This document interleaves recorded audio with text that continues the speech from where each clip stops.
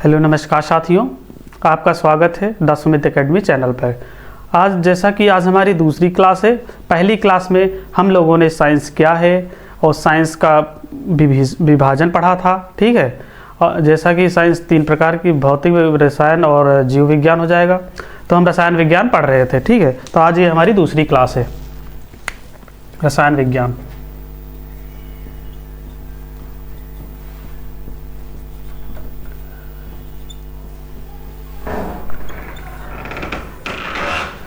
रसायन विज्ञान में कल हम लोगों ने पदार्थ तथा उसकी अवस्थाएं पढ़ी थी, ठीक है। तो उसी में कुछ एक पार्ट हमारा बचा हुआ है, वो आज हम पढ़ेंगे। पदार्थ एवं उसकी अवस्थाएं।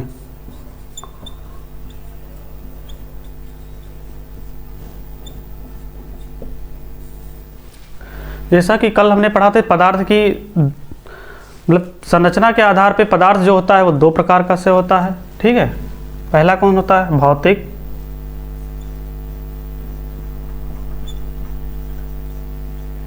और दूसरा रासायनिक।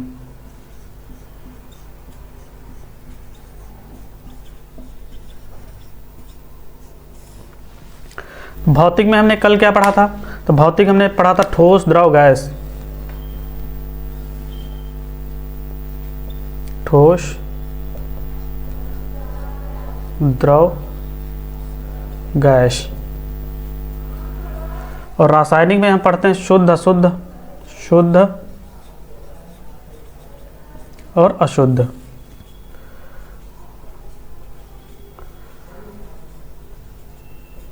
ठीक, तो शुद्ध में हमारा क्या आ जाता है?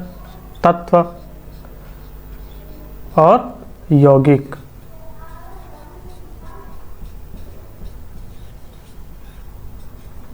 और अशुद्ध में हम क्या पढ़ते हैं? तो इसमें मिश्रण हम पढ़ते हैं, ठीक। तो आज का टॉपिक हमारा क्या है? तत्व, यौगिक और मिश्रण तथा मिश्रण के पृथक्करण की विधियां भी पढ़ेंगे, ठीक है। तो आज हम पढ़ते हैं तत्व आखिर में है क्या, तत्व क्या होता है, ठीक है। तो इसकी एक डिफिनीशन ये होती है कि तत्व को दो या दो से अधिक रासायनिक संयोग से ना तो बनाया जा सकता है और ना ही इसे तोड़ा जा सकता है, ठीक।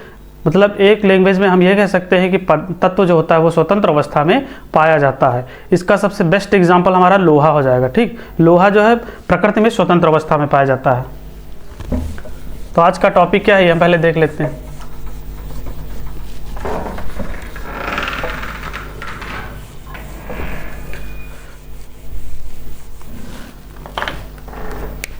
तत्व,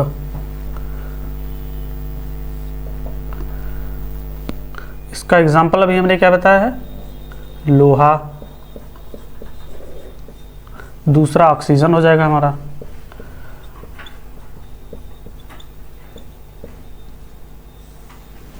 ठीक। अब हम पढ़ेंगे यौगिक।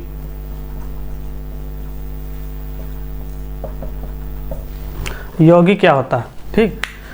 यौगिक जो होता है वह दो या दो से अधिक तत्वों के रासायनिक संयोग से बनता है, ठीक है। लेकिन जो ये यौगिक बनता है, ये जो अलग अलग तत्व होते हैं उनके गुणों से भिन्न होता है। इसका एग्जांपल सबसे बढ़िया हमारा जल है। जल का सूत्र H2O होता है। इसमें हाइड्रोजन का दो अणु होते हैं और ऑक्सीजन का एक अणु होता है, ठीक है। लेकिन इसका गुण क्या है? तो गुण ये होता है कि ऑक्सीजन जो होता है वो जलाने में सहायक होता है और खुद हाइड्रोजन जलता है।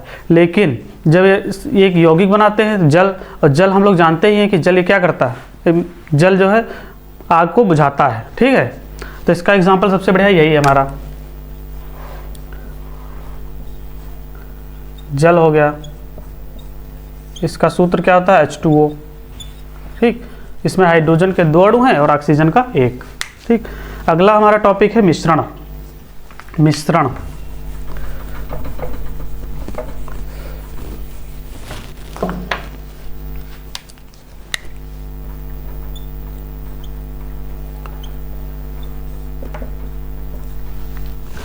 मिश्रण, जैसा कि यौगिक में भी हमने पढ़ा है कि इसमें 2 या 2 से अधिक तत्व होंगे लेकिन उनका अनुपात एक फिक्स होगा, लेकिन मिश्रण में क्या है, कोई अनुपात फिक्स नहीं होगा। इसमें भी 2 या 2 से अधिक तत्व मिलाएंगे लेकिन उसका कोई अनुपात नहीं है, चाहे जिस अनुपात में मिला दें।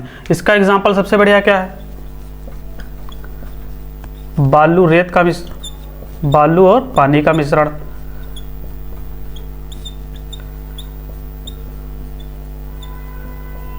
ठीक है, हमारा क्वेश्चन पूछा जाता है कि वायु क्या है, यौगिक है, तत्व है या मिश्रण, तो उसका आंसर क्या हो जाएगा, मिश्रण है। ठीक है, तो अब पढ़ते हैं मिश्रण कितने प्रकार का होता है। ठीक, तो मिश्रण जो होता है वो 2 प्रकार का होता है। कौन कौन सा होता है, एक समांगी मिश्रण होता है और एक विषमांगी मिश्रण होता है। ठीक, तो समांगी मिश्रण में क्या होता है, ये ऐसा मिश्रण होता है जिसमें जो 2 या 2 से अधिक तत्व होते हैं वो मतलब जब विलयन बनाते हैं, ठीक है, तो हमें दिखाई नहीं देते हैं। इसका सबसे बेस्ट एग्जांपल जो है हमारा चीनी और जल का मिश्रण हो जाएगा।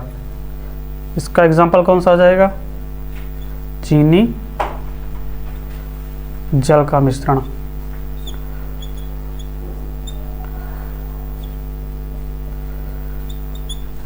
मतलब दूसरी भाषा में कहना चाहें तो जब विलयन होता है उसमें हम ना तो विलय का पता लगा पाएँ और ना ही विलायक का, तो वो मिश्रण कैसा कहलाएगा, समांगी कहलाएगा। ठीक है, और दूसरा क्या है हमारा विषमांगी।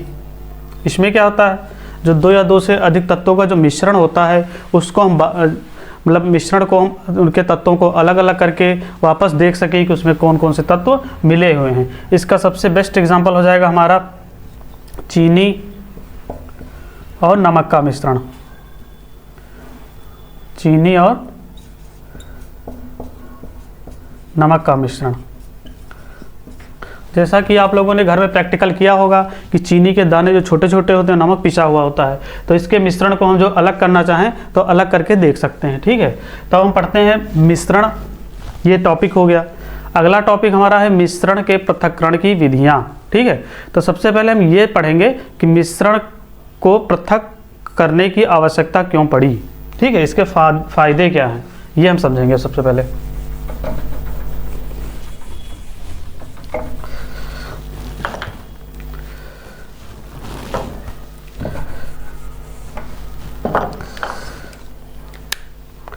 मिश्रण के पृथक्करण की विधि।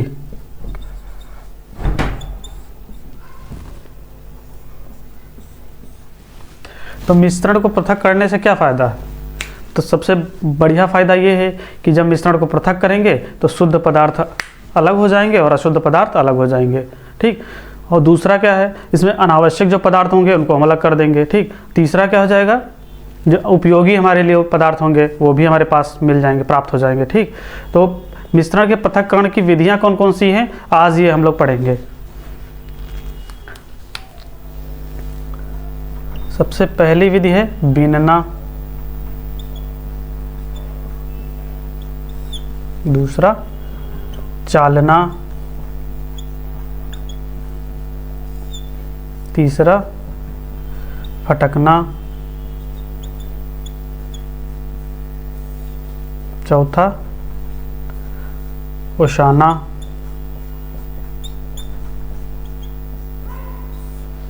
पांचवा चुंबकीय पृथक्करण विधि।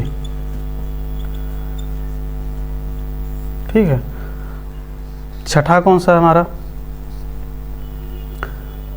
एक हो जाएगा ऊर्ध्वपातन,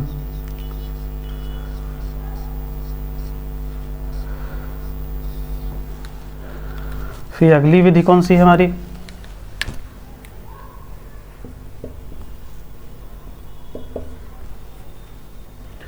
अगला जो हमारा हो जाएगा निथारना, इसी को हम कहते हैं छानना। ठीक, नेक्स्ट विधि क्या आ जाएगी, अपकेंद्रण,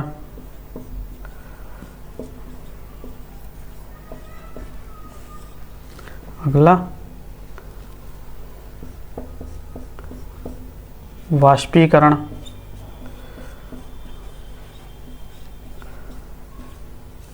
ठीक। नेक्स्ट टॉपिक क्या आ जाएगा, आशवन,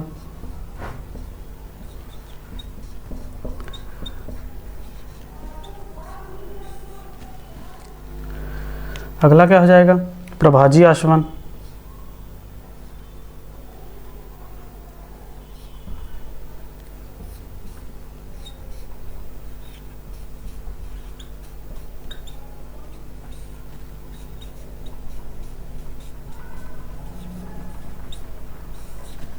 ये सारी विधियां जो है इसमें हम क्या करते हैं, शुद्ध पदार्थ अलग कर लिया जाता है और अशुद्ध पदार्थ अलग कर लिया जाता है, ठीक है। ये हमारी विधियां हैं, अब इनको हम विस्तृत से पढ़ेंगे, ये इसमें होता क्या क्या है, ठीक है। तो बीनना में क्या होता है, ठीक। तो बीनना में जैसे कि जो गांव के लोग हैं वो जानते ही होंगे कि जो हमारे अनाज हैं, ठीक, जैसे चावल हो गया, गेहूं हो गया, इसमें अनावश्यक पदार्थ जैसे हमारे लकड़ी के कण होते हैं, मिट्टी के कण हो जाएंगे, ठीक, और कंकड़ छोटे छोटे होते हैं, तो इनको हाथ से बीन कर अलग कर दिया जाता है, ठीक। यही क्रिया हमारी क्या कहलाती है, बीनना, ठीक। अगला टॉपिक है हमारा चालना। चालना क्या होता है, तो एक देखते हैं, एक चलनी होती है, ठीक, उस चलनी में आटा हो गया, ठीक, या कुछ अन्य अनाज सामग्री जो है उसको चलनी में रख करके चाल दिया जाता है, ठीक, जिससे जो आवश्यक पदार्थ होते हैं नीचे गिर जाते हैं और अनावश्यक पदार्थ चलनी में ही रह जाते हैं। जैसे कि आप लोगों ने देखा होगा कि घरों में जो आटा होता है उसको चलनी से जब चला जाता है तो जो आटा शुद्ध आटा होता है वो नीचे गिर जाता है और जो चोकर बचता है वो चलनी में ही रह जाता है, ठीक। अगली विधि हमारी कौन सी है, फटकना। फटकने में क्या होता है, जैसे कि आप लोगों ने देखा होगा कि गांव में जो सूप होता है उस सूप से गेहूं को फटका जाता है, जिससे जो हल्का मतलब पदार्थ होगा वो दूर गिरता है और जो मतलब शुद्ध रह जाता है वो सूप में ही रह जाता है, ठीक। जैसे कि अभी हमने बताया कि गेहूं को जब फटका जाएगा तो जो उसमें भूसा होगा वो दूर गिर जाएगा, ठीक, और जो शुद्ध गेहूं होगा वो मतलब सूप में ही रह जाएगा। अगली विधि हमारी है ओसाना। ओसाना भी गांव से संबंधित है। जैसे कि आप लोग देखते होंगे कि एक किसान होगा वो ऊंचे स्थान से अनाज को छोड़ता है, ठीक, तो जो भारी पदार्थ होता है वो नीचे गिर जाता है और जो हल्का पदार्थ होता है वो क्या होता है, वो हवा के साथ एकत्रित हो जाता है, ठीक, मतलब शुद्ध पदार्थ अलग इसमें भी हो जाएगा और अशुद्ध जो है दूर गिर जाएगा वायु के साथ। जैसे कि हम जानते हैं कि जब धान की फसल आती है, ठीक, तो धान को जब ओसाया जाता है, जो हल्का धान होता है जिसको हम फराहा बोलते हैं गांव की भाषा में, तो वो जो है दूर गिर जाएगा, ठीक, और जो शुद्ध धान होता है वो नज़दीक में गिर जाता है, ठीक। अगली विधि हमारी है चुंबकीय पृथक्करण। यह विधि क्या होती है, इसमें चुंबक एक होता है, इस चुंबक को जब मिश्रण के पास ले जाएंगे तो जो चुंबकीय पदार्थ होंगे वो चुंबक में चिपक जाएंगे और जो अनावश्यक मतलब जो अशुद्धि होगी वो अलग रह जाएगी, ठीक। इसमें लेकिन इस विधि का प्रयोग उसी में करेंगे जहाँ पे जिस मिश्रण में एक चुंबकीय पदार्थ अवश्य हो। अगली विधि हमारी क्या है, ऊर्ध्वपातन। इस विधि का भी प्रयोग उसी मिश्रण में करेंगे जिसमें कोई एक तत्व ऊर्ध्वपाती अवश्य हो। इस विधि में क्या किया जाता है, ठीक, जो ऊर्ध्वपाती तत्व होता है पहले गर्म किया जाए, वो वाष्प बन जाएगी ऊर्ध्वपाती तत्व की, फिर उसे ठंडा कर लिया जाएगा और ठंडा करके शुद्ध पदार्थ प्राप्त कर लिया जाएगा। इसी विधि के द्वारा जो कपूर हो गया, नवसादर हो गया, नैफ्थलीन हो गया, इसको शुद्ध किया जाता है, ठीक। अगली विधि हमारी है निथारना या छानना। इसमें क्या होता है, इसमें मिश्रण में अविलेय घुलनशील ठोस पदार्थ होता है, ठीक। सबसे पहले हम ये जान लेते हैं, ये जो विधि दी गई है बीनना, चालना, फटकना और ओसाना और चुंबकीय पृथक्करण, ठीक, इसमें जो मिश्रण होगा उस मिश्रण में केवल ठोस और ठोस का मिश्रण होगा। लेकिन जो ऊर्ध्वपातन हो गया, निथारना हो गया, अपकेंद्रण, वाष्पीकरण, आशवन, ठीक, तो इस सब में क्या हो जाएगा, ये जो है द्रव और ठोस का मिश्रण होगा, ठीक है। ये मतलब समझने के लिए है। तो निथारना में क्या हो जाएगा, निथारना में एक ऐसा मिश्रण होगा जिसमें मतलब अविलेय घुलनशील ठोस पदार्थ होगा, ठीक। तो इसको क्या करेंगे, हम कुछ समय के लिए खाली छोड़ देंगे, ठीक। जो अविलेय ठोस पदार्थ होगा वो तली में नीचे बैठ जाएगा, फिर बाद में जो निथरा हुआ द्रव होता है वो अलग कर लिया जाता है, जिसे शुद्ध द्रव प्राप्त कर लिया जाता है। अपकेंद्रण क्या होता है, अपकेंद्रण ये होता है, इसमें जो द्रव होता है, ठीक, उस द्रव को तेजी से हिलाया जाता है जिससे जो भारी द्रव होता है वो नीचे रह जाता है और हल्का द्रव ऊपर आ जाता है। इसका सबसे बेस्ट एग्जांपल कौन सा है, ठीक। तो अपकेंद्रण का आप जैसे आप लोगों ने गांव में देखा होगा कि जो मक्खन से मतलब दही से जो मक्खन निकाला जाता है वो इसी विधि में आता है, ठीक। या दूसरी मतलब दूसरा एग्जांपल इसका हो जाएगा कि दूध से क्रीम अलग जो होती है वो इसी विधि द्वारा अलग होती है। अगला हम पढ़ेंगे वाष्पीकरण, ठीक। तो वाष्पीकरण क्या होता है? वाष्पीकरण जो है इसमें क्या होता है, वाष्पीकरण में एक मतलब मिश्रण जो होता है उस मिश्रण को गर्म किया जाता है, ठीक है। जब मिश्रण को गर्म किया जाएगा जो अशुद्ध द्रव होगा वो अलग हो जाएगा और जो शुद्ध द्रव होगा वो मतलब जो शुद्ध जो पदार्थ बचेगा वो नीचे एकत्रित हो जाएगा, ठीक। इसी विधि के द्वारा जो हमारा समुद्र के जल से नमक जो है इसी विधि द्वारा प्राप्त किया जाता है। उसमें क्या होता है, जो अशुद्ध द्रव होता है वो उड़ जाता है और नमक के क्रिस्टल प्राप्त हो जाते हैं, ठीक। ये वाष्पीकरण हो गया। अगला दिया गया है आसवन, ठीक। तो आसवन क्या होता है? आसवन जब जब दो द्रव लेंगे, ठीक, तो दो द्रव जब उनके क्वथनांकों में अंतर अधिक होगा तो उसका पृथक्करण हम किस विधि द्वारा करेंगे? आसवन द्वारा, ठीक। आसवन इसमें एक द्रव को वाष्पित कर लिया जाएगा, उस द्रव को दूसरी जगह ले जा करके ठंडा किया जाएगा, ठीक। इकट्ठा करेंगे फिर ठंडा करेंगे, फिर ठंडा करके जो शुद्ध पदार्थ होगा द्रव होगा उसको अलग कर लिया जाएगा। ये हमारा आसवन हो गया। और प्रभाजी आसवन क्या होता है? इसमें जब दो द्रव होंगे उनके क्वथनांकों में अंतर बहुत कम होगा, ठीक। इनमें अंतर बहुत कम होगा तो मतलब इसका पृथक्करण करेंगे। इस प्रभाजी आसवन के जो पृथक्करण होता है इसका प्रयोग ज़्यादातर जो पृथ्वी से निकाले गए मतलब भूगर्भ से निकाले गए खनिज तेलों से खनिज पदार्थों से होता है, ठीक। इसका ज़्यादातर प्रयोग हम पेट्रोलियम पदार्थों से पेट्रोल को शुद्ध करने के लिए किया जाता है, प्रभाजी आसवन का प्रयोग, ठीक। अगला हमारे एक दो और बचे हैं। मिश्रण के पृथक्करण की विधि में एक दो और बची हैं।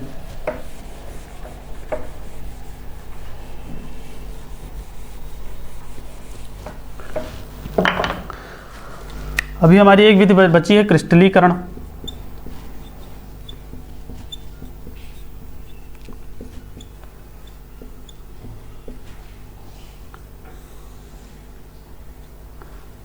क्रिस्टलीकरण हो गया, ठीक। इसमें क्या होता है?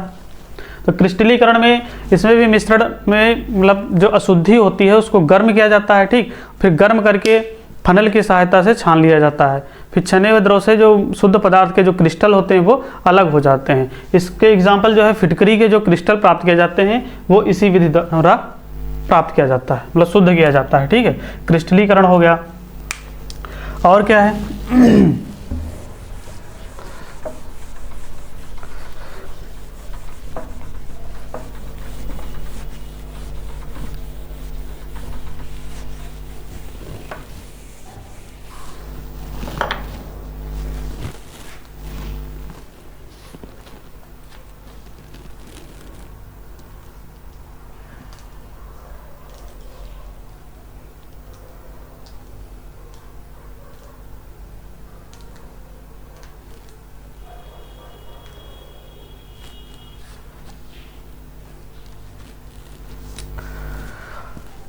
अभी एक हमारी विधि बची है, कौन सी विधि है वो?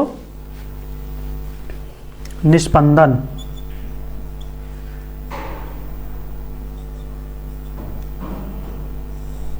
आबलिक छानना। इसमें क्या था, जो मतलब मिश्रण में अविलेट ठोस पदार्थ होता है, ठीक, उसको क्रिस्टल पेपर की सहायता मतलब फिल्टर पेपर की सहायता से शुद्ध किया जाता है, ठीक। इसमें क्या होगा, फिल्टर पेपर लेंगे, उसको एक शंकु के आकार के रूप में मोड़ देंगे, फिर फनल पर रख देंगे, फिर मिश्रण को कांच की नली की सहायता से धीरे धीरे मतलब छोड़ेंगे फिल्टर पेपर पे। जो अविलेट ठोस पदार्थ होगा वो फिल्टर पेपर पर रह जाएगा, ठीक। बाकी जो शुद्ध पदार्थ होगा वो नीचे छन जाएगा, ठीक। तो आज का हमारा टॉपिक कंप्लीट हुआ। और अगर आज हमारे पढ़ाए हुए टॉपिक से आप संतुष्ट हैं तो हमारे चैनल को लाइक, सब्सक्राइब तथा शेयर करना ना भूलें और बेल आइकन को भी दबा देना। नमस्कार।